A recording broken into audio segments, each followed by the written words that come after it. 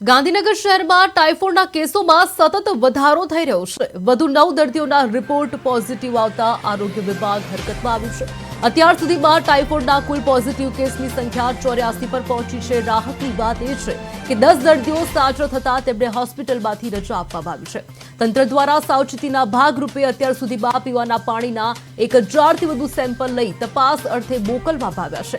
વધુમાં સચોટ મોનિટરિંગ માટે ખાનગી લેબોરેટરીઓ સાથે પણ સતર્ક કહી શકાય કે સતત પ્રકારે સંપર્ક રાખવામાં આવી રહ્યો છે।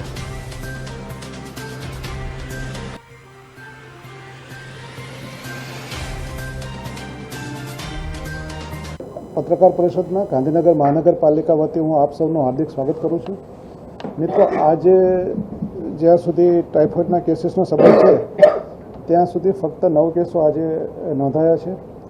એની સામે 10 કેસીસ ને પેશન્ટને ડિસ્ચાર્જ કરવામાં આવ્યા છે અને અત્યારે હાલ 84 જેટલા કેસીસ જે છે એ ગાંધીનગર સિવિલ હોસ્પિટલમાં સારવાર હેઠળ છે અને કોઈ પણ દર્દી એ ક્રિટિકલ કન્ડિશનમાં કે એવી કોઈ કન્ડિશનમાં છે નહીં। બધા જ જે દર્દીઓ છે એ ખૂબ જ સારી કન્ડિશનમાં છે, એટલે આવતા દિવસોમાં પણ આ ડિસ્ચાર્જનો એ આંકડો વધવાનું અનુમાન છે।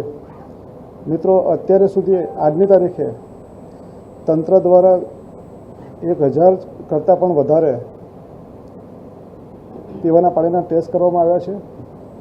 એમાં પાણી જે છે એ દરેક જગ્યાએ પીવાને લાયક ટેસ્ટમાં પુરવાર થયું છે, એટલે એવો કોઈ પાણીની ક્વોલિટીનો કોઈ પ્રશ્ન નથી। અમારે ટીમ 85 ટીમ, અમારા ઓફિસર્સ અને હું પોતે પણ સવારે ફિલ્ડમાં જ હોઈએ છીએ, એટલે કોઈ એવી વસ્તુ અમારા જે છે ધ્યાનમાં આવેલ નથી। આ ઉપરાંત જે લીકેજીસ જે હતા એને પણ રિસ્ટોર કરી દેવામાં આવ્યા છે।